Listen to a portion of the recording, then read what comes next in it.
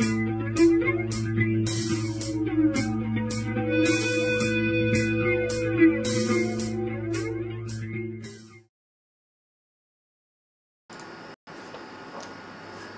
to Edge of the Rabbit Hole. We have a very special guest with us here tonight. I'm Mike Ricksecker, your host, along with my lovely hostess, Vanessa Hogel, and the beautiful Shauna, the chat shenanigator, down in the chat again this week, shaking things up. We have Mark Anthony, the psychic lawyer, with us this week, and this is a real special treat. I've been watching a lot of video on him, amping up to this interview, so I'm really excited to talk to him and tell you a little bit about him. Mark Anthony, a psychic lawyer, also known as a psychic explorer, is a fourth-generation psychic medium who communicates with spirits. He's also a successful attorney, licensed to practice law in Florida, Washington, D.C., and before the United States Supreme Court. Mark graduated from Mercer Law School with honors, which included the study of law at Oxford University in England. He's also studied mediumship in England at the Arthur Findlay College for the Advancement of Psychic Science. He is a best-selling author of Never Letting Go and Evidence of Eternity. Mark appears nationwide on TV and radio. He recently appeared on CBS's TV hit show, The Doctors. He is a featured speaker at conferences, expos, and universities nationwide, which include Brown, Columbia, Harvard, and Yale. So please welcome him, Mark Anthony, and of course, Vanessa, our hostess. How you doing tonight, Mark? I do great. Thank you, Mike, for having me on the show, and thank you, Vanessa. I've been looking forward to doing this with you guys. Yeah, absolutely. Shauna reached out to you and kind of brought you on the show here, and you were already on my friends list on Facebook. And it's like, wow, we're on Facebook together, and I didn't know enough about you. And just doing some research on you here and looking into everything that you've done. I'm just I'm really amazed at some of the different readings you've done. I've looked at your the books that you've put out, and you give a really good interview, I gotta say. So happy to have you on the show. Thank you. I appreciate that. Yeah. So I guess probably the first thing that is on people's mind, okay, is psychic lawyer. So it's kind of a mixture here, and I gotta get this out of the way first, and then get into some deeper stuff. The mixture of being a psychic in the law. How do those two intermingle with each other? You know, what's funny, Mike, is people think that they're mutually exclusive. It's like, because the interesting thing about my two careers is they definitely get a reaction. I mean, when you tell someone you're a lawyer, you get a reaction. Then when you tell them you're a psychic medium who talks to spirits, you get a reaction. And people tend to think that all psychics, and I know Vanessa's doesn't fall into that category, that we're these granola, airy-fairy people going around like everything's groovy, and and that all lawyers, we grow fangs and suck the very lifeblood out of people, right. Although I could say that is true of several of my colleagues. But both jobs are about evidence, and both jobs are about helping people. And I was born a psychic medium, and then I was always drawn to the spiritual and had considered a career in the clergy, but decided instead to go into law. And it's funny because I felt that there was too many rules and regulations of the clergy, and I end up in law, right. Which just a few.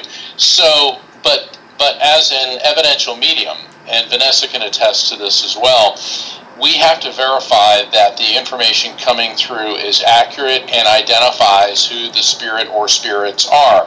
And the same thing as an attorney, without evidence, you really don't have a case. So I don't see them as being diametrically opposed. I see them as work tandem. Although, and people ask me, am I still practicing law? Since the takeoff of my books, Never Letting Go launched my career on the national scene, and then Evidence of Eternity catapulted it even further, with especially with the Pulitzer submission.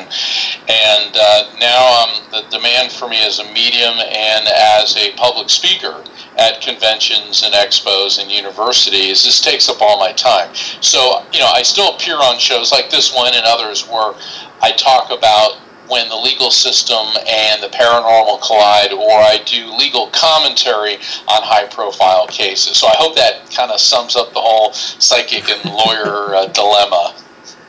It really does. I have a question, Mike. Do you mind Go if right I ahead. ask No, him? go for it, Vanessa. We're kind of in this realm here. You brought both up.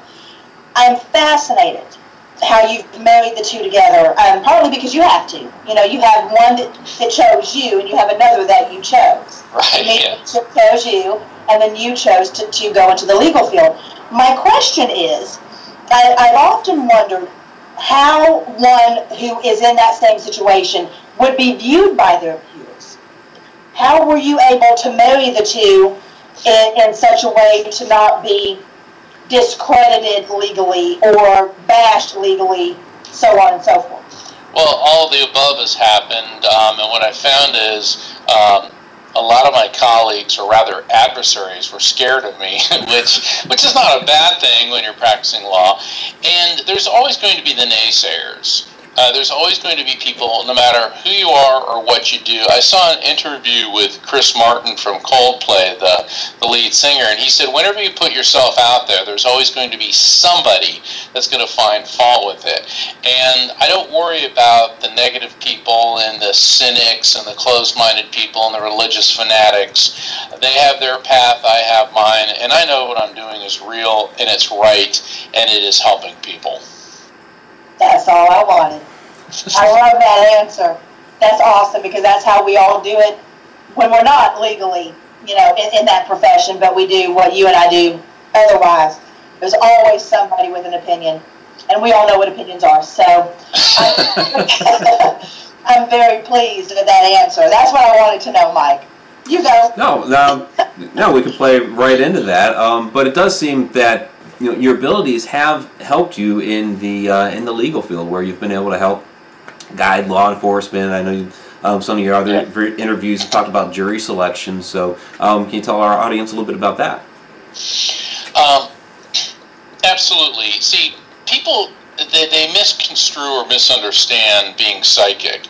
I mean, the other day I posted on Facebook, so I live in Florida, and Hurricane Irma hit us pretty badly. Yeah. And there's a house not far from where I live, and it was trashed. In fact, a telephone pole went through it. And I posted it on Facebook, and I said, this is some of the damage that we're dealing with. And some lady writes, well, I guess you knew that was going to happen. And you know, it's incredibly disrespectful when people say things like that.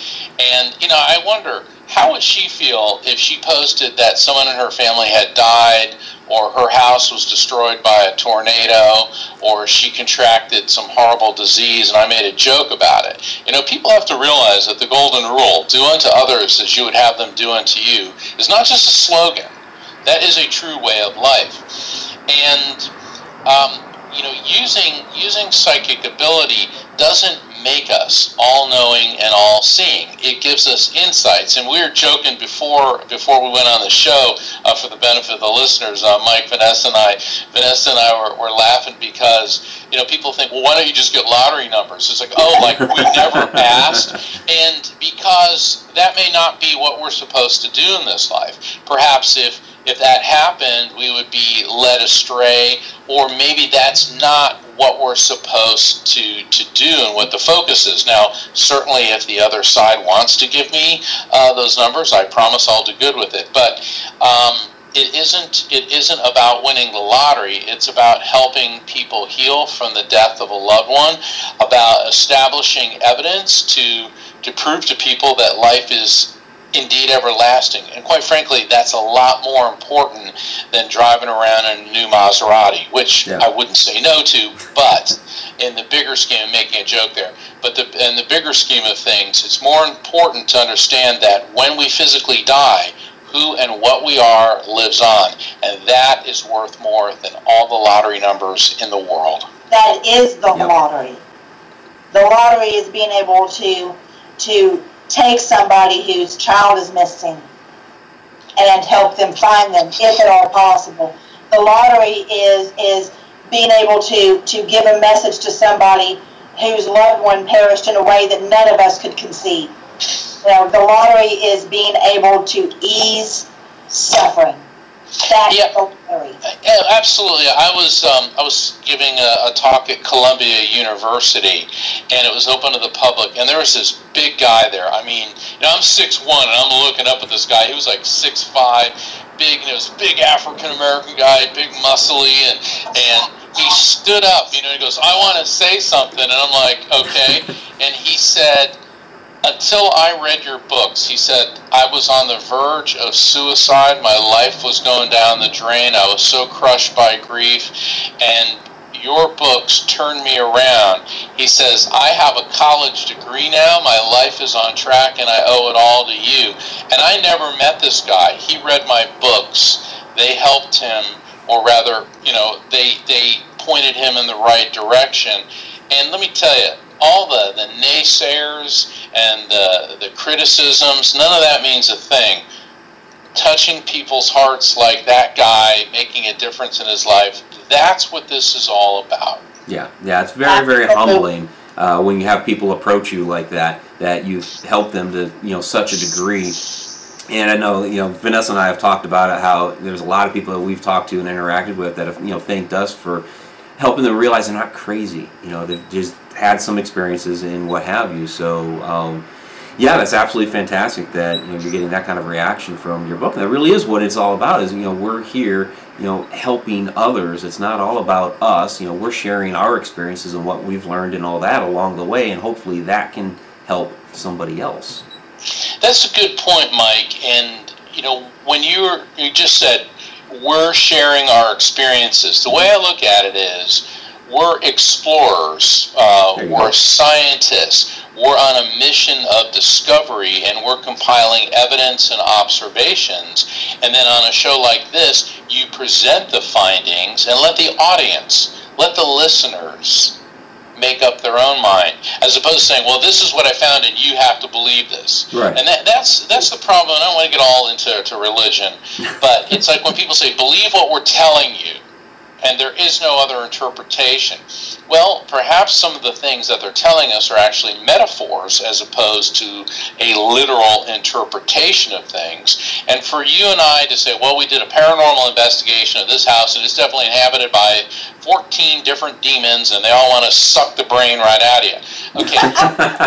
Well, and you've probably seen the people that do that. Oh, You may go into an environment and say, "Well, there are certain phenomena here, and there's an electrical spike, and in this area, all of our team got some cold chills, and the K2 meters and the EVP and so on and so forth picked up this." And the mediums that were there said that it is frequented occasionally, not permanently, by spiritual intelligence, and some of it was non-human spiritual intelligence. And then people say, "Oh my God, non-humans! It must be a demon." And it's like, look, it isn't. Doing the voice. I always get the biggest kick, doing that. But so many people are ready to jump to the conclusion that everything that is in spiritual form is a negative entity, and nothing could be further from the truth. I mean, there's a lot of non-human spiritual intelligence, so that doesn't mean it's negative. It's just different. Well, Exactly. and I've liked some of your... A really good. It's something that I told my son not 2 weeks ago. When you're talking about, how it's about putting that information out there and letting others decide. I told my son this. It was a quote. I can't remember who said it. I said, "I want you to be educated enough not to repeat what you've been taught, but to question it." I like that. Don't just be educated enough to repeat it. Be educated enough to question it. And that's what all of us that are in this field are doing, is trying to educate each other so that we can give those questions and find new answers and realize none of us are the end-all, be-all, have-all of this field. Exactly. We're all learning. We're explorers, and we are exploring things. And I've got some neighbors. They said, "Well, that's what you do is dangerous, because the priest at our church said that." Oh, geez. And it's like, oh, okay, so I have to listen to that, and all right, let me close my mind. There be dragons here. Okay, it's that same medieval mentality that you can't, sail too far from the horizon because there be dragons here. And the way I look at it is, I like to quote Albert Einstein: "The universe is a wondrous place, our job is to figure out how God did it, as opposed to just believe what we're telling you, close your mind, and accept that. I'm sorry, but just believing in someone's interpretation of infinity that was written in the Bronze Age doesn't cut it for me. What I think is important for people who are going through a crisis of faith, and let me do say this, though, to the people who do take a literalist and a fundamentalist version of interpretation of the religions. If that works for you, and that brings you inner peace, and that keeps you from judging people and acting out of anger, bigotry, hatred, and violence, then you are on the path. If you use your religion as a moral justification to cast the first stone and to justify your anger, bigotry, hatred, and violence. We see this with religious extremists who fly airplanes into buildings and blow up marketplaces full of women and children. That's not God. That is an ego-driven agenda. So religion, though, can serve a very beautiful purpose, but a lot of people need something experiential as opposed to believe what we're telling you. And that's what the work that Vanessa and I do helps people, because we are a conduit, a facilitator for communication between the material world, which is what I refer to as our world, and another dimension. And in my book, Evidence of Eternity, I redefine terms in mediumship, which were coined in the Victorian era, and explain them in 21st century terms. I call what we do, Vanessa, interdimensional communication. Because that's what we're doing. Yeah, we're communicating with another dimension. Mediumship is a nice word because we are the medium that it comes through, but what we're doing is raising our brainwave frequency to a higher level, and a spirit is a higher vibrational frequency, and they bring their frequency down, and we get a frequency match. So it's more like tuning into a radio station than it is anything else. That makes so much flippin' sense. I mean, I actually want to be on my computer right now and go, ooh, you're the man! Because what you're saying makes an unbelievable amount of sense. And I love the fact, and by the way, I share a birthday with Albert Einstein. So, there you go. Yes. March 14th. Yes. And all right, I got to tell you something. Do you know that's National Pie Day? Is it really? Yeah, it is, because 3.14 is pi. Oh. And you celebrate Pi Day by eating pie, and MIT, Massachusetts Institute of Technology, at 3:14 p.m. on March 14th, they send out emails letting people know who've been admitted to MIT. So, woohoo! I know, right? That's awesome. Yeah. But I love the way that you explained that. I apologize, Mike. No. I was just going to say, because I want to keep going down this route, but a couple of general questions from our chat room, the Mad Hatters, that we can answer real quick and then go further down the rabbit hole. Joanne Rubino asks how long, Mark, you were a lawyer, and Tammy Heitzman, they're kind of related to each other. Tammy Heitzman is asking, what type of law did you specialize in? How long was I a lawyer? Long enough. When I got out of law school, I was initially a prosecutor, which means I worked for the state of Florida, prosecuting criminals. Then I went into strictly criminal defense, and then I was brought into another law firm to do not only criminal offense, but complex personal injury litigation, and I became a head injury litigator, which is how I started studying the human brain. So I've got a fairly good background in anatomy and physiology, which also helps me in my readings, because I'm a medical intuitive as part of my psychic abilities, and spirits tend to transmit to me information not only about how the person died or medical conditions they had, but they will oftentimes give me medical conditions of the person that I'm reading.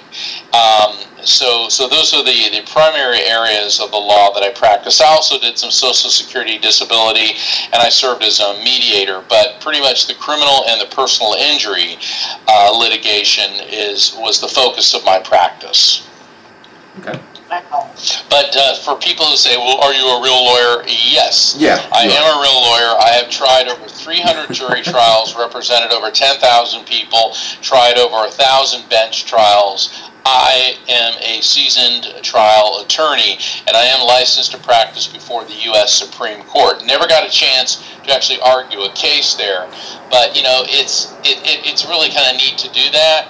But arguing appeals is a pretty stodgy, stuffy thing. To me, it's more interesting communicating with dead people than it is trying to persuade 9 incredibly constipated people to see your point of view. Right. I love it. Thank you for being awesome. so much.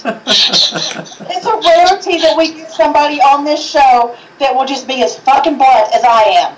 I love that. Thank you. I'm probably going to get reprimanded by the Supremes, and if I do, namaste, have a nice day. I'm so happy. You're all good. I'm so happy. I'm just tickled. I have a question for you, and you may or may not have run into this, but as a medium, you know that we pick up on other people's gifts. And you brought up a very interesting point, and something that I've touched base on in YouTube videos, and that you said you were a head injury lawyer. Yes. Correct? Have you found, in your many years of experience, that any of your clients that have suffered one or multiple head injuries or had any damage to the brain, that they acquired abilities that you could sense that they did not have before? There is a whole field of study about people who have received head injuries and then after that start displaying psychic abilities. And it is a hormone secreted by the pituitary gland, which is found oftentimes in mediums, like heightened levels of that. So to answer your question directly, yes. That is amazing. Thank you for that. I've had 4 major head injuries. Major head injuries. Were you a medium before that? Well, I saw dead people I started when I was 2, but I had my near-death experiences happened before the age of 2. There you go. It's funny, I had a near-death experience when I was 3. And the other side is real. And people who don't think it is, all I can say is, boy, are you in for a big surprise. Preach. I agree. That is awesome. Thank you for that information. That's closed a chapter for me. I feel pretty good now. It's good. It's good. We do have another question from the chat room from Dawn. Mark, do you believe in psychic surgery? Yes and no. I don't look at... Okay, psychic surgery is an energetic manipulation of tissue in order to rearrange its vibrational frequency and bring that damaged tissue or organ into proper function. It's similar to what acupuncturists are doing when they talk about the meridians in your body, and when the acupuncturists apply needles to certain areas, they talk about energy disruptions. They're also histamines being coagulated in a particular area which are dispersed, and that's also similar to what chiropractors do as well. Think about it this way. If your car is out of alignment, if the front end of your car is out of alignment, it causes a lot of problems. It'll start wearing your tires out in strange patterns and a lot quicker. And when your car is aligned properly and your wheels are balanced, and the car functions better. We are a biomechanical machine. And if you look at our skeleton and the spine's out of alignment, like if you have a whiplash or herniated disc, and you can bring the spine back into proper alignment, then the electrical flow through the neural network is running properly and your body is going to function better. So to answer your question directly, yes. Very cool. We actually have another medical question from Shauna. Shauna, Shauna, there we go. Or do you want me to? Well, you started it, so go ahead. Okay. This is for Shauna, our chat shenanigator. She's an amazing woman. She actually has down here, ask him, does he think that people with mental illness, like schizophrenia, actually have schizophrenia, or is it possible that they are developing medium abilities? No. There is a big difference between schizophrenia and mediumistic ability. Now, mediums, yes, we hear voices, we see images, and we are able to perceive discarnate intelligence, but it is able to be verified and proven, and a disciplined medium can turn it on and turn it off. Whereas schizophrenia, if you actually look at a brain of a schizophrenic and put it next to a brain of a quote-unquote normal person, you will see that there is a difference. Schizophrenia is an organic disease of the brain, and what it does is it reroutes neural pathways. It will cause people to hear voices and things which they're not hearing spirits. Basically, the hard drive of their internal computer is damaged and they're malfunctioning. And not to make light of schizophrenia, but if you hear messages of love, resolution, and hope from the other side, that's mediumship. If you hear voices that say, take axe, go kill your lawyer, that's schizophrenia. That doesn't have to be a lawyer that they want to kill, but I always like to put that in there, because I've dealt, in my practice of law, I've dealt with Baker Act hearings, which is mental people who are mentally incompetent and pose a danger to themselves or others, and it's an involuntary mental hospitalization. And let me tell you something, there is nothing psychic about schizophrenics. And it's a very, very serious condition. It, in most cases, is treatable with drugs where you can bring them into a stable condition, but it is something that these poor people have to grapple with and struggle with their entire life. Yes. I have some friends who have severe schizophrenia, so I understand what you're talking about. And you're absolutely correct when you're talking about the brain scans. In many cases, from what I've seen from the brain scans of a schizophrenic, there are a lot of very dark areas. Yes. And it's almost as if somebody has went in and taken out those portions of the brain. Exactly. And they're lit up like freaking Las Vegas, you know. And whereas on a more natural view of a regular person's brain, is very even keel. Correct. It's very uniform. It's bilateral. Everything is very in sync. But on a schizophrenic, it's schizophrenic. It's off the charts and strange. So I understand exactly what you're saying. I think, where's Mike at? I'm over here.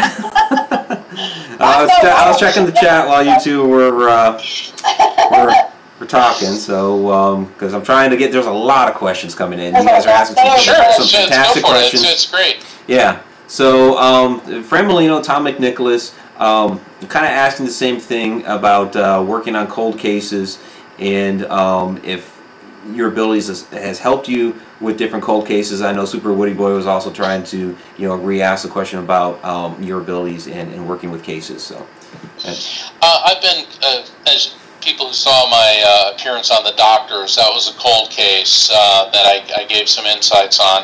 And there have been several incidents where I've been consulted, I don't even know how many times. And what people have to realize, and this is what I said on The Doctors, is that psychic intuition is hearsay. Hearsay is an out-of-court statement offered to prove the truth of the matter asserted, and unless it can be cross-examined or verified in other ways, it's hearsay. And can you think of anything more hearsay than something transmitted from a spirit?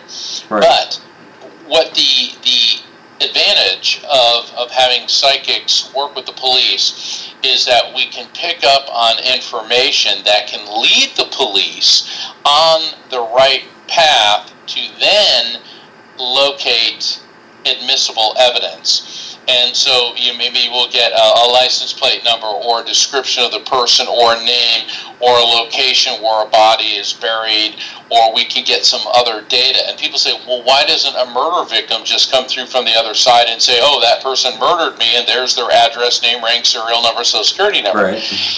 The answer to that is not an easy one, and I can see where the cynics and and I don't call them skeptics. Skeptics are open-minded people who want evidence. Cynics are just closed-minded people. Everything happens for a reason. both positive things and negative things. And I've yet to meet a spirit who said, "Oh, boo-hoo, I'm dead." And even though they may have been brutally murdered, that isn't necessarily a concern once they're on the other side. And people say, "But what about justice?" It's like, well, we're assuming that human justice is the be-all and end-all, and I can assure you it isn't. No, there are no fires of hell. Hell is a myth created in the Middle Ages and refined by Dante 800 years ago. However, there is reincarnation. And if you think your life is lousy this time, or you think you're going to get away with being a predator and a monster, think again. You know, Mark, I have to ask you something. I love that. Because you grew up Catholic, as did I, and you know, you were studying. I believe you're studying to become a priest. Am I correct in that? Yes. Okay. Yes. So where did that change for you? Because you know, some of the things that you're talking about now, reincarnation, no hell, that sort of thing, and I agree with you on these things. But I'm wondering where that changed for you along the way, how that came about. Well, being a medium certainly was a big part of it. Also, both my mother and my father were mediums. Particularly, my mother and I would talk about this. And we found pretty early in our lives that the heaven-hell either-or option wasn't the way it is, and that we go through a succession of lifetimes. And I just gave a presentation about the science of reincarnation at the Afterlife Research Education Institute in Scottsdale, and also at IANS, the International Association Near-Death Studies in Denver about 2 months ago. And at the root of all the major religions, including Judaism, Christianity, and Islam, reincarnation was part, or is part, of the basic belief system. It's just that, and this would take a long time to explain, it's just that it has been filtered out and declared heresy by various ecumenical councils. Now, in Islam, there's the concept of ma'an, which is returning. And some of the more progressive and enlightened Islamic theologians over the last 1,000 years have said that we do return through a succession of lifetimes. Now, mainstream Islam says, oh no, you can't believe that, but there's a lot of Muslims who do. A lot of Christians, if you look at the transfiguration where Jesus goes to the top of the mountain with the disciples and brings forth the spirits of Moses and Elijah, which, you know, physical mediumship, bringing forth the materialization of spirits into a form that observers can you know, see them objectively.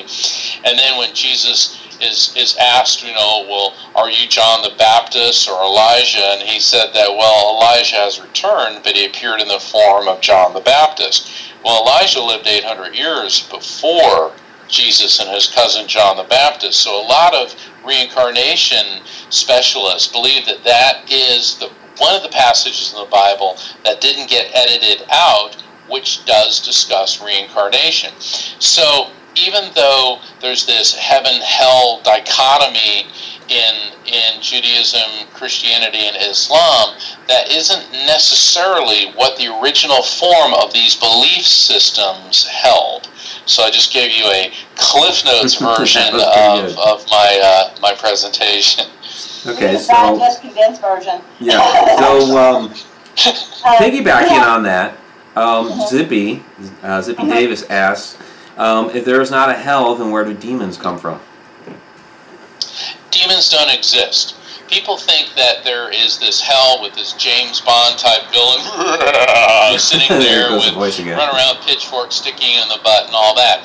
There are several levels and frequencies to the other side, because the other side and everything is created at its most basic subatomic level of quanta, which is electromagnetic energy, henceforth quantum physics. And demons, leprechauns, sprites, fairies, kami, these are all human terms for non-human non-human spiritual intelligence. And I've encountered several non-human spiritual intelligence, you can call them fairies or demons or whatever, and they weren't evil. They just weren't interested in working with or being connected to humans. And what happens is when we encounter these things, it's unknown. It may, if you perceive it through the 5 physical senses, come across as being something negative, but I've yet to encounter a quote-unquote demonic entity. To me, that is, with all due respect to the people who don't believe that, a bunch of primitive, superstitious, fear-based nonsense that was promulgated by Judaism, Christianity, and Islam to frighten people into embracing a belief system which was the one and only way to heaven, provided you give us at least 10% of your income. Right. Well, let me ask you. I've come into contact with something that, and it took me 45 years to do it, that was by far the most vile thing I could have ever come into contact with. Okay. For lack of a better word. And Mike knows how much I hate the word demon and how much it gets thrown around. But for lack of a better word, we had to call it something. Right. It was awful. And I would never choose to come into contact with it again. What would you call something like that? Because it never walked the earth as a human. Ever. Just call it non-human spiritual intelligence and give it space and have nothing to do with it. Okay. I mean, that's what you do. I mean, people think that, I mean, I heard somebody who was actually a scientist say, well, Satan's a fallen angel who rebelled against God. Rebelled against God? Seriously? So that's assuming God's a neurotic white guy sitting on a throne with a scepter smiting people. Okay? God is the energy that binds and flows through all of us. Now, interestingly enough, George Lucas had a near-death experience. And now we can see where a lot of his ideas, like from Indiana Jones and Star Wars with the Force and the positive and the negative side of the Force, from what I can see, that's more what it's like. Because if everything is composed of, at its most basic level, of electromagnetic energy, then as Albert Einstein said, there is no matter, there's just energy which vibrates at different frequencies. And so this is what we're seeing. And some energy is positive and some energy is negative. But a lot of people think it's negative, therefore it's evil and it wants to, you know, do whatever to me. You have to realize that you are in control in the spirit contact, not these energies or entities, and nothing spiritual is controlling. So if a negative entity comes in, you get rid of it. You tell it to go away, you invoke positive white light energy, and it will deflect off. It's the people who fear and start feeding the negativity that it will draw that to you. It's like getting drunk and hanging out with a bunch of people who have the flu. You're weakening your resistance by drinking, and you're inviting the infection in. What do you think's going to happen? Okay? Keep it positive, and I don't think you have anything to worry about. We have actually a very interesting question from Tammy Heitzman. She says, have you, Mark, ever prosecuted a case where the evidence used to convict began with a psychic's direction, such as where to find evidence needed to convict?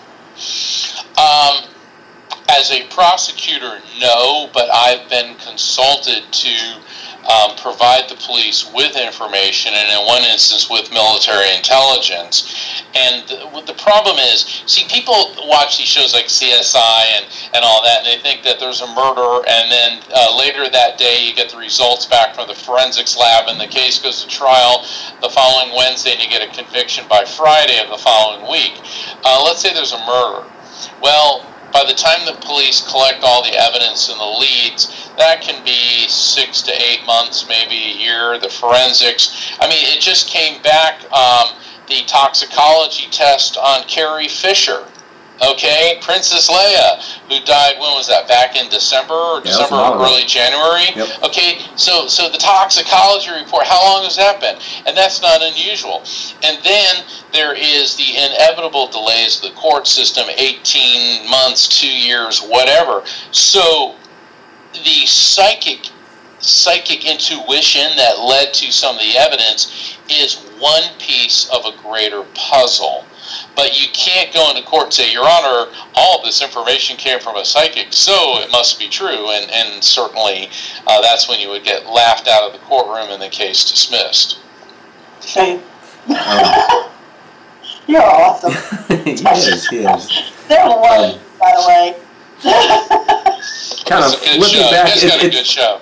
Thanks. And we're kind of flipping back between your lawyer side and then your psychic side. So we have a question here from Tom McNicholas. If we get reincarnated, is it due to unfinished business? It can be. It also appears to be the journey of the soul, and it appears from what they, meaning spirits, have told me. We come into this incarnation, in this dimension, to go through a series of lifetimes. Why? Because it appears that we can experience things here in the material world that you can't when you're in a purely energetic form. Energy doesn't get sick, doesn't get old, doesn't get die. Spirits are never depressed. All that stuff is a byproduct of living in the material world. And then it appears that you get to a point where you don't have to come back. So then I was like, so does that mean we get to go hang out with God like one of those Michelangelo paintings and drink red wine and eat grapes and hang out on clouds? And they're like, well, no, you get transferred to a different dimension, you start a new cycle. And I'm like, seriously? And I was like, that sounds like a lot of work. And the reason I bring this up is energy is neither created nor destroyed, only transferred from one form to another. And perhaps the journey of the soul is an eternal journey, and there is no one particular destination. And you go through an unimaginable infinity of existence, because we are eternal beings having a temporary material world existence. We never truly die, nor do we cease to exist. We transfer. I would like to think there's some kind of reward, but then it might get boring, and maybe that's why we come back in. I mean, I don't have all the answers. Yeah, I was going to ask you, in this process, okay, so, our physical body dies, we're hanging out for a while, because, I mean, we're able to, we, physical beings now, do receive messages from loved ones from what we call the other side, so they're hanging out there somewhere for a while. What would that be, and why do they, suddenly decide, okay, now I'm going to enter a new body in a new time and place? I guess that's one of the big questions. That's it is. Why do we do that? People ask me all the time, well, why is that? And once again, it's I'm a medium, I'm not the Messiah.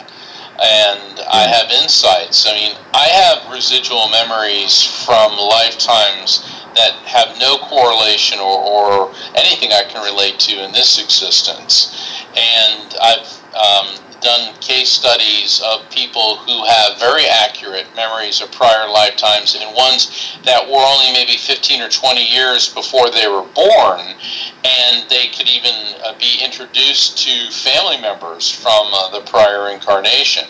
But why do we go through this? What do we do? I'm not sure, but it sure does beat burning in hell forever or hanging out in a euphoric state of, okay, I've been happy now for about 450,000 years. You don't want to float on a cloud that long? Come on.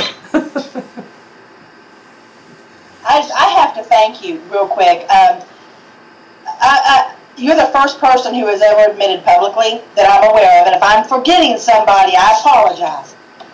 But you're the first person I've ever met who admitted publicly that there isn't a heaven or a hell. I mean, and people have asked me that, and I've been like, you know what, I've talked to I don't know how many thousands of dead people, and not one of them has said that they were burning or in this euphoric state. Not one. And it appears that there's levels to the other side. Now, I've had a number of them say they refer to what I can understand is the heaven dimension, or a heaven dimension, and that's being in a state where they're not feeling any physical discomfort, or they're not depressed, or they're not sad. And I've done readings like where victims of killers would come in and they felt like on a higher, lighter frequency, and then the murderer who'd been put to death comes in feeling on a lower, denser frequency. So, but it was not a hell per se. Also, the other side is not a stagnant condition. And it appears that it is constantly evolving and changing, and that people move through these frequencies. So, but as far as the archetypal heaven and hell, a lot of people are in love with hell, and they may disagree with me and say, well, there really is a hell. Well, then feel free to go there.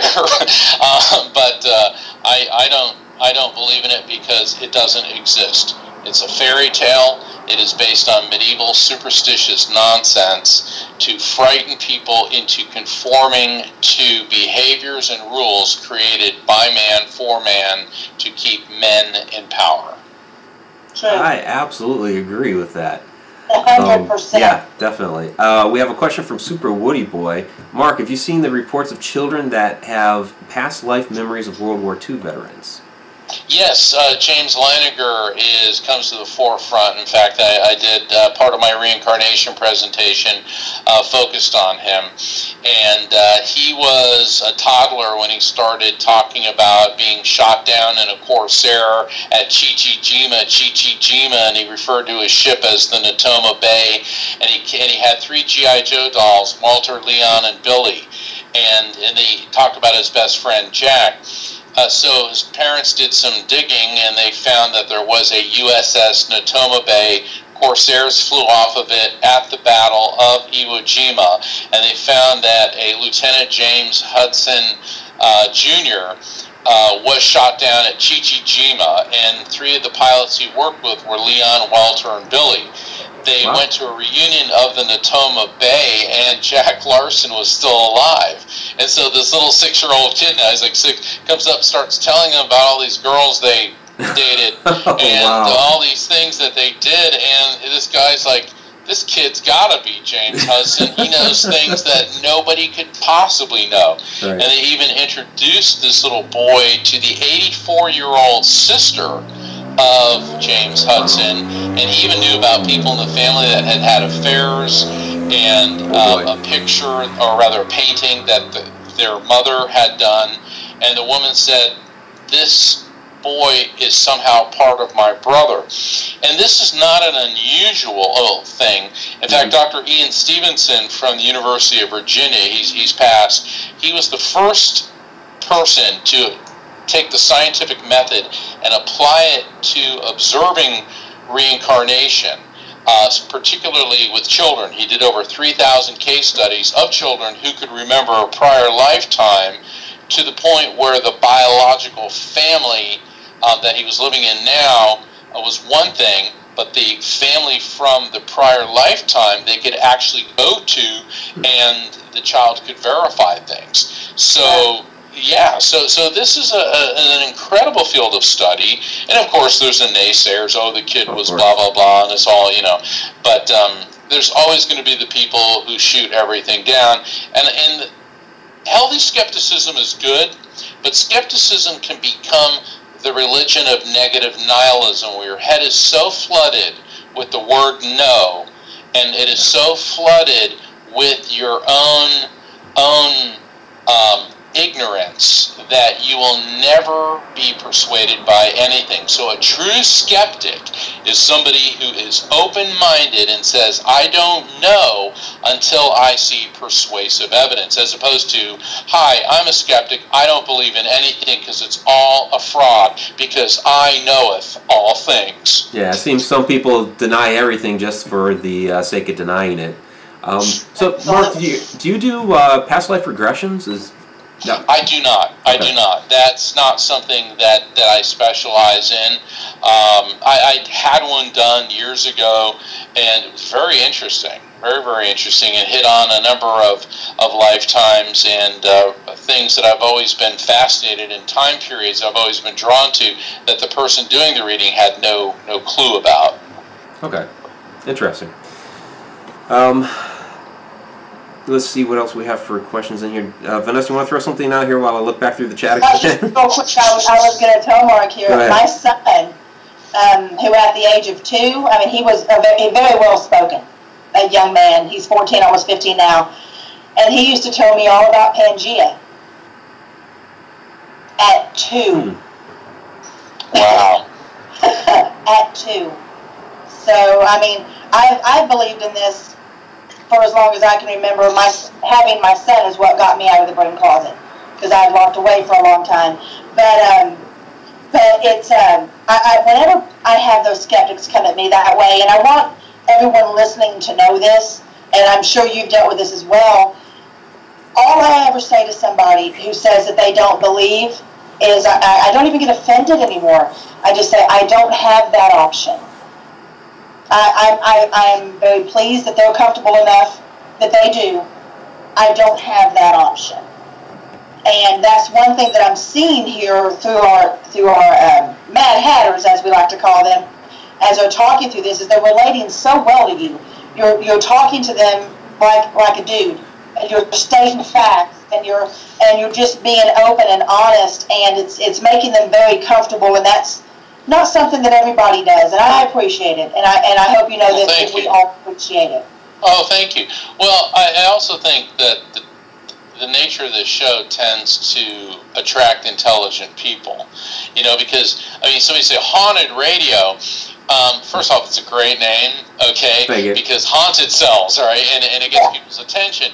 But I can tell that you guys don't jump to conclusions. And see, you've always got to be careful, and that's all part of the scientific method. When you're going to observe something, you have to do it objectively and check your expectations and conclusions at the door. It's like a lot of people that go into paranormal investigations are convinced we're going to get us a demon. And you've got to go in and say, well, this is what we're finding, this is what it is, as opposed to, all right, I am immediately assuming this. It's like if you're doing a reading for somebody, okay, I'm doing a reading, let's say I'm doing a reading for Mike, and all of a sudden I start seeing a bunch of broccoli, and I say, oh, broccoli. The issue is broccoli. So if I say, Mike, you have to eat broccoli, and then he eats broccoli, and he's one out of 400,000 people that's allergic to broccoli, and it kills him. Okay, so the issue was broccoli. The message was not, Mike, eat broccoli. The issue is broccoli, and it could be positive or it could be negative. So you've got to be careful about jumping to conclusions in a reading. I was on this one show, and it shall remain nameless who it was, but it was in the Northeast, and it was a TV show. It was a cable TV show. And the host of the show is a medium. She's an absolutely wonderful person. And she said, we'll do some readings for audience members. And I zeroed in on this one young lady, and I said, all right, there's a male energy coming through on the father level, and I see a badge and a uniform. And she goes, my father was a New York City cop. Okay, so far so good. And I said, I'm feeling pains in my chest, and I'm hearing the word shots. Well, before I could say anything else, the host of the show was on her feet. She goes, I'm hearing shots too. He was shot in the line of duty. And before I could say no, the young lady goes, well, no, he was off duty at a bar doing shots of vodka with a friend of his, and he got a heart attack and dropped dead. Okay, wow. So what happened there is that because he was a cop, and because she heard shots, her brain filled in the blanks and assumed that he must have been shot in the line of duty when, actually, excuse me, it was tequila, not vodka. He was doing shots of tequila, and that sent him into cardiac arrest. So that's why whenever approaching anything that you're studying, including paranormal investigations or in a reading with a medium, that's why, like, people, they'll watch me and say, I'm getting this, does that make sense? People go, oh, you're called reading. And it's like, look, I was doing a reading for this lady one time, and I said, octopus? I'm seeing an octopus. Okay, now, And she goes, "Oh my God." And I'm like, "All right, that's good." She goes, "Well, my husband died years ago, but we used to live in Belize on a canal. And we used to catch lobsters and put them in this tank overlooking the canal. One morning we came out with our coffee, and an octopus had climbed up out of the canal and was grabbing the lobsters. Do you think that's what he's talking about?" And I'm like, "Well, do you have any other octopus stories?" And it's like, "No, that's an octopus story. Everyone's got a puppy story, but no one has an octopus story." And she was laughing, and she said, "Yeah, definitely." So when people go, "You're cold reading," why would I throw out octopus? Yeah. Okay? And so for the people who think that we're cold reading, Vanessa and I are purely capable of doing something else with our lives. But this is what we're doing because it's a calling and because it's real. All right?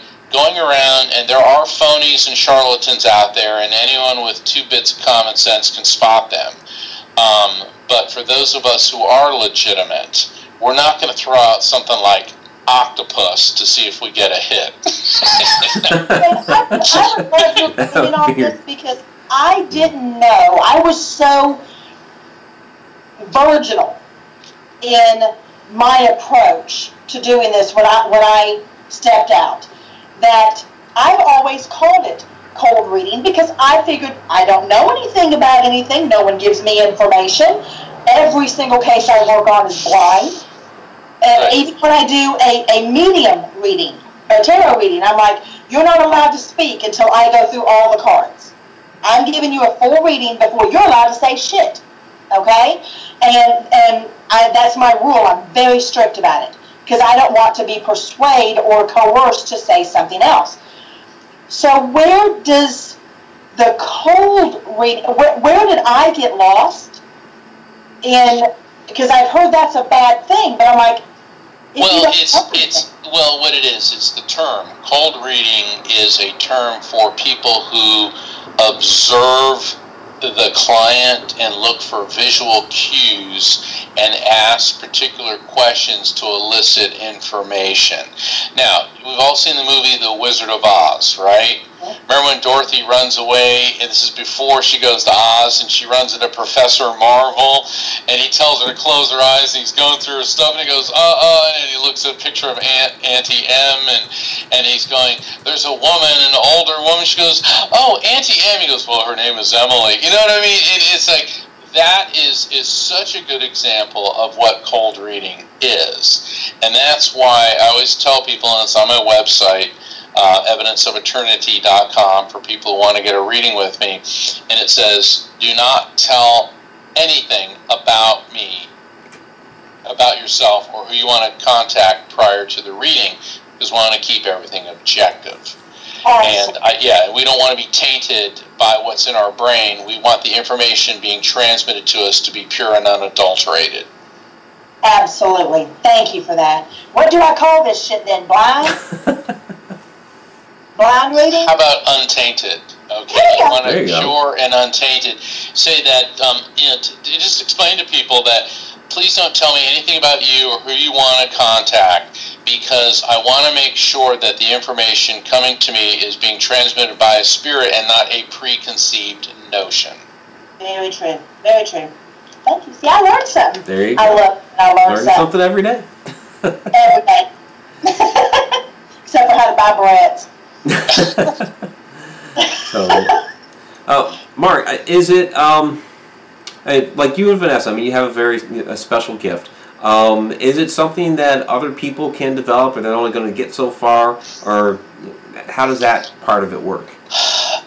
That's a huge debate. I'm of the school that mediums are born, not made. And I think, though, that because we all have the same physiological equipment, that everybody can have a psychic or mediumistic experience, although that does not mean that everyone is a psychic or a medium. And some people are simply better at this than others. It's like some people are better swimmers, some people are better architects, mathematicians, musicians, whatever. It's like, don't ask me to change, replace the transmission in your car. Okay, I can probably put a battery in it, but I'm not going to be able to put a new transmission in. So, because I'm not good at that. But this is what the skill set I have. So yes, everyone is capable of perceiving a spirit, but can everybody do what Vanessa and I do? I do not believe so. Right. Well, yeah. This hour went by fast. It did. Yeah, we're at the just about the hour mark. So since we're there, Mark, I want you to go ahead and tell everybody where they can find you. I'm going to throw up your books here, Evidence of Eternity and Never Letting Go. Evidence of Eternity is the name of the website, right? That is correct, evidenceofeternity.com, and you can find out about how to get a reading with me. You can also find out about my tour schedule, other shows that I'm going to be on. You can look at videos of TV appearances I've done and personal appearances on the media room. Also, for people who are coping with grief, there is a free resource on my website. It's on the grief management page. There's several different coping techniques and coping strategies for getting through the crushing effects of grief, and that can all be found on evidenceofeternity.com, which is the same as my book, Evidence of Eternity. Fantastic. So you're on tour right now, correct? Yes. So where's the next stop? Quite the whirlwind year. Apparently, I just got word today I'm going to be back in California the first week in November. November 8th, I'll be at the Unity of Santa Barbara. That information will be posted on my website once all the details are ironed out. This Friday night, which is September 30th, I'll be in Florida, in the Melbourne, Florida area at Aquarian Dreams for an evening of spirit communication, where I'll be connecting random audience members to loved ones in spirit. And so my presentations are their healing sessions. And it's not a depressing night. There's a lot of humor, there's a lot of laughter, because our loved ones on the other side want us to be happy. Yes, Fantastic. they do. You're absolutely right. Absolutely right. All right. Well, Mark, thank you very much for a great show. I know our audience members, our Mad Hatters, absolutely loved you, and we'd love to have you back on again sometime soon. I look forward to it. Thank you, Mike. Thank you, Vanessa. To all the listeners, God bless you. All right, will do. And don't anybody go anywhere, because we're going to talk a little bit more after we let Mark go. So, again, Mark, thank you very much. Thank you. All right. Take care. You too. Bye-bye. That was amazing. That was pretty dang awesome. So let me adjust this a little bit, because everybody's seeing a funky screen here. So I think we have to wait for Mark's icon to go away. But all right, we'll just leave you in the sidebar there for right now. So yeah, so that was a pretty great night with Mark. Awesome. So yeah, we really do appreciate having him out.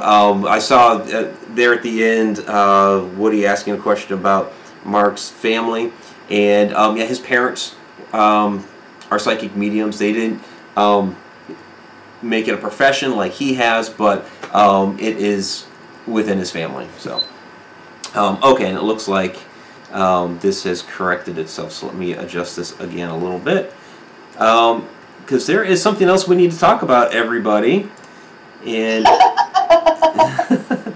that is our co-host, or our hostess, or whatever term you want to call yourself, the Vanessa. The Vanessa. The Vanessa. The Vanessinator. The Vanessinator. So she had a big thing happen today. Vanessa's book, Walking with Ghosts, came out. Yes, yes. Well, I had two big things happen today. One, for everybody that sent love and energy and prayers and healing to my mother. I appreciate y'all so much. My entire family does. They were able to take the ventilator tube out, and so far, so good. So thank you, thank you, thank you. I love you all. Every last fucking one of you. The other big thing that happened is my butt came out. Hey. Walking with Ghosts. This is number 3. Yes, number 3. I am a 3-time published author. Who would have fucking thought that? There you go. Walking with Ghosts. Vanessa Hogle. There it is. Yes. I am so stinking happy. And so far, the people who have read it already, Robert White did. Read it already, have loved it. So that makes me so very happy. I hope that everybody gets a copy.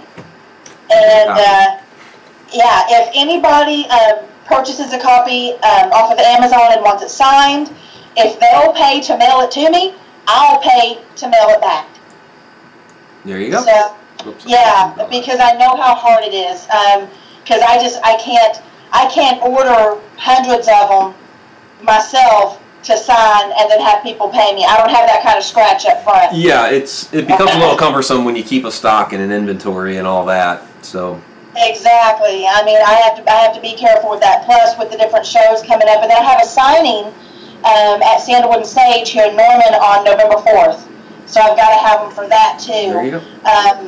But whoever wants to do that, if they purchase one off of Amazon, please contact me. I will give you my address. And, take a picture of it, because I don't want freak shows just calling and asking for my address. Okay. Right. So, you got to take a picture of yourself holding it and send it to me. And when I see that, then I'll send my address. And if you pay to mail it to me, I will autograph it, sign it, personalize it, and I will pay to mail it back. And please, by all means, put a review. Y'all have no idea how much reviews mean to us as authors. Yes, reviews are extremely important. So if you've read any of our books, any of the Haunted Road Media books, please go out there to Amazon, leave a review. They do really, really help. Even if it's just a sentence or two, hey, love the book, thought it was great, that's all your review, that's great, that's awesome. Yes, we would I all really prefer something that. like Vanessa is a goddess among women. Yeah. And if you can write a little bit more, by all means, please do so. That's even better. Come on, make me feel good about myself, okay? Yeah. But if y'all would do that to anybody, to any author, especially Haunted Road Media authors, those reviews mean everything. They are what indicates to other people that our work is worth reading, that it's worth paying attention to, and we can't really say enough about that. So let's see here. Wait, what kind of review? You better be sweet. What I'm saying. Anyway. What kind of review? A good one. Yeah, please, a good one. But you know what? If you don't like it, you can tell me. Yeah. Let me know where I need improvement. Because I write how I talk. You can ask Mike, bless this man, did he have to edit? Okay? There's a bit of that. He had to edit because I write how I talk.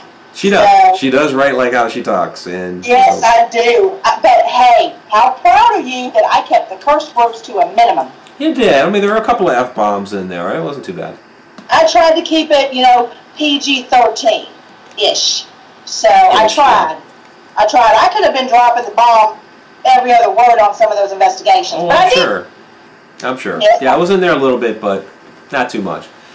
So, but they're saying newsflash on the Long Island case, Vanessa. I don't know what that is. Staten Island. That would be Cropsey. Yeah, that would be Cropsey, and right now that is with one of the producers who is putting everything together for us. So we will just see. Again, we want it perfect. So y'all be sweet and be patient, because I love you. Okay, gotta throw that in there and let them know. Yeah, that way they'll be sweet to me. But let's see here. But I think that's good. That's all I needed to say. Okay. Yeah. So again, if you don't have the book yet, it just came out today, and fortunately everything lined up nicely where that was able to happen, because I was sweating it a little bit there. Vanessa doesn't know how much I sweated over her book. I have a very good idea. Do you? Okay. So, I do. Oh, but you're my hero, Mike. Yeah. You're my hero. So, but yeah, other than that, I'm good. Just buy it. There you go. Yeah. A lot of, You know, there's a lot of really interesting stories in there. You get to learn about locations in England, Scotland, and Virginia here in the United States. There's also like a crap ton of photographs in there. So if you're a photo person, you like to have a lot of photos in your book, there's a lot of photographs in here. So it's really, and we called it Vignettes of Adventure. So yes, because boy was it. And keep in mind, after this book, so you got to get this one. After this one, I will be in Ireland for 9 days in March. And that entire book is going to be about Ireland and the adventures there and what we do. So, super fucking excited. Robert, yes, it was today, not yesterday. I know the publication date on there says the 25th, but it didn't actually activate until today. It's because of the whole publishing process on there is a little wonky. So basically, I mashed the button to publish on Sunday night, but it was technically Monday morning, the morning of the 25th, and it takes a little time for it to, you know, activate and become active. Usually a couple of days. So because I hit the button when it was September 25th, that's the publication date that it gives, even though it wasn't actively on the website available to purchase until today. So it's a little weird. But you know what? It got done. It did. So it did. I am a happy girl. Happy girl. But anyway, you got anything coming up, Mike? Well, this coming weekend, I'm going to be at Ferry Plantation in Virginia. That's on the whole National Ghost Hunting Day, September 30th. So I will be there for conference and investigation. If you're in the Virginia Beach area, come on down, check it out. I'll be there, of course, with all the books and everything, and we'll be investigating as well. So it's a very, very cool historic site. I talked a little bit about it on Periscope. Hey, if you're not on Periscope, get on Periscope, follow me there as well. Where that whole area right there, it's really sad because it was owned by it was like this one family, and then there was they owned the plantation. Is right along the water, whatever little inlet or bay it is, and the last woman from the family that lived there had some sort of out and out with the rest of the family, so she willed the house to the city. Well, the city sees all this waterfront property in Virginia Beach, you know, dollar signs, so they parceled it all off. And the developers came in and just some of the crap they did, like the family cemetery, they just bulldozed all the headstones into the water, built a house on top of it. There's an Indian burial mound in the back that they leveled, they put a tennis court on top of, like all this crazy stuff, but the plantation house is still there. They are trying to get rid of it because, again, they could have these big, you know, $1-million homes in there that they would prefer to get the tax money from. So they're always trying to do fundraisers and things like that to be able to stick around. So a lot of interesting history there too. That I read for you. You did, yes. I had to call you that night because I had an experience. If you haven't seen the video yet, I'm going to be posting it here soon to kind of remind everybody of the investigation from last year. But yeah, I had to call you on that because I had some really crazy stuff that was going on. You know, Mark was talking about how, you know, I can't do what you and he do, but, you know, occasionally there might be some moments where, you know, I have like a mediumship type of moment, and that was going on with me there in the best parlor, which yeah, and it's all in the video because I was getting all the stuff coming in. It was like, wow, this doesn't ever happen to me. So it was cool though. It was cool. It was pretty cool. Hey, Joanne Rubino was asking if she can purchase my book in a store.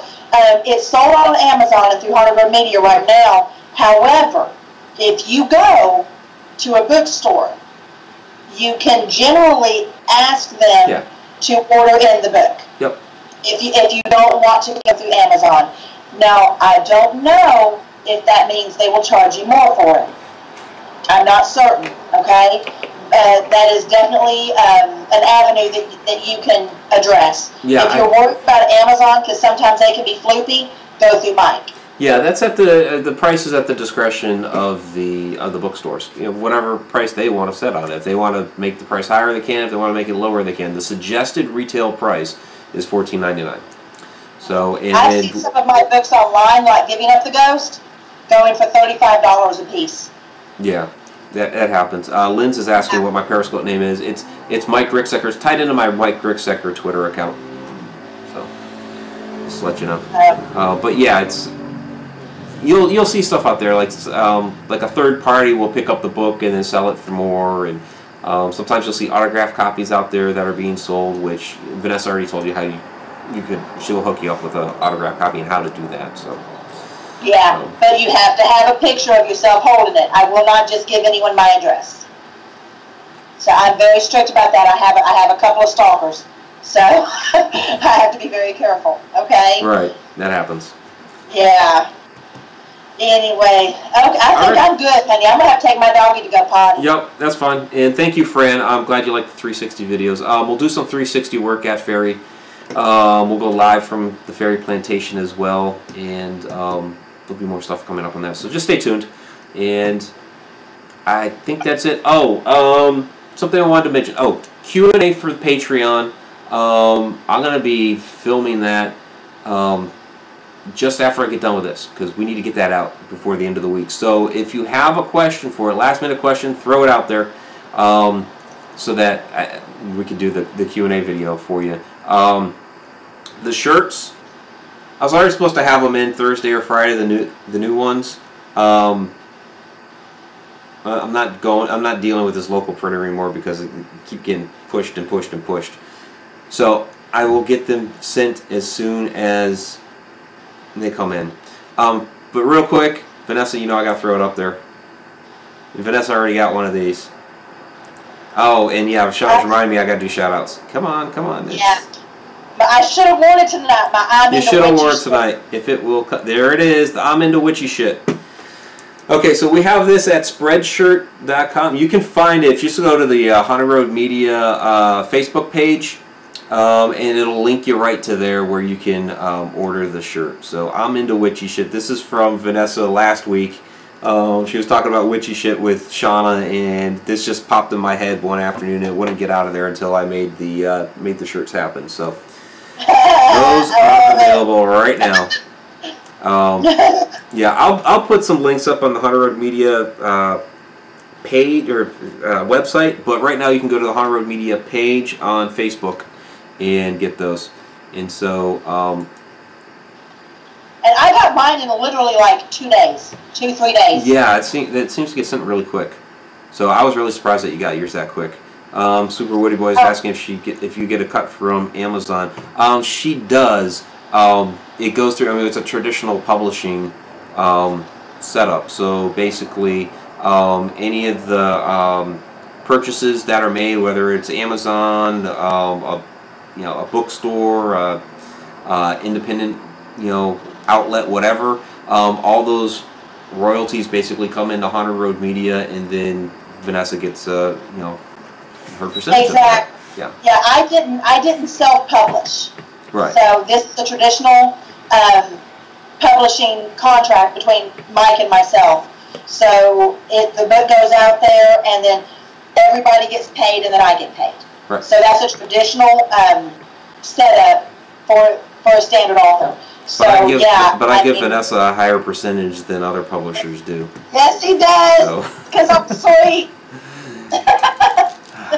Well, it's just I've always because I was involved with I've been publishing books for years, and then going through those other publishers before, it was such a small percentage that you got. And it's like, I'm doing all this writing. It's like I understand they have all the work of getting the book together and distributing and all that stuff, but it's my work. I should get at least a higher percentage of that. So I wanted, when I did the publishing with Haunted Road Media, to make sure that the authors got a bigger percentage of for the work that they've done in making a book. So for which we are eternally grateful. Okay.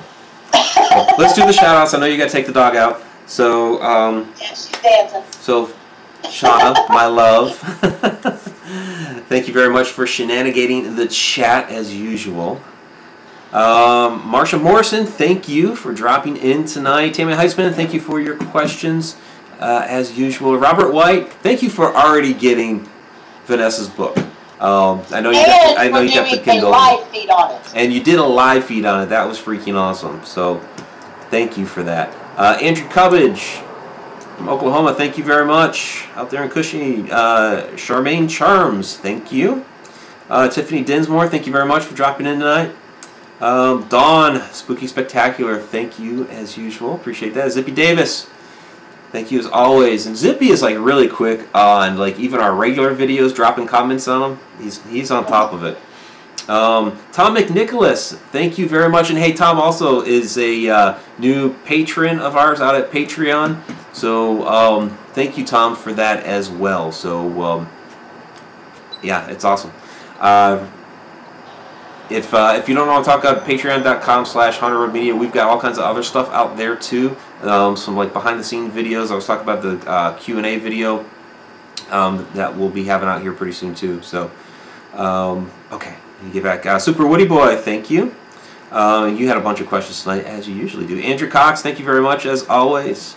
Fran Molino, she's asking about sweatshirts. Hoodies are coming. I promise, hoodies are coming. I know you guys want them. Hoodies are coming. I've been getting Vanessa's book out, and I've been driving around. I was in New York last weekend. I'm going to be in Virginia this week. We'll get hoodies, okay? I promise. Lynn's White, thank you very much, as usual. I love you, Mad Hatters. You guys are awesome. Megan Talbert, thank you for always being here. Joanne Rubino, thank you. And I know you have some questions tonight, too. Bethany Warner, thank you very much. Appreciate your patronage here as well. Ryan Oak, thank you for dropping in tonight. Candy Orton, I met Candy out in the New York event this past weekend, so it was a pleasure meeting Candy. And thank you for dropping in tonight. Who else do we have out here? Brenda Jablonski, thank you very much. Brenda got a ghostie here pretty recently.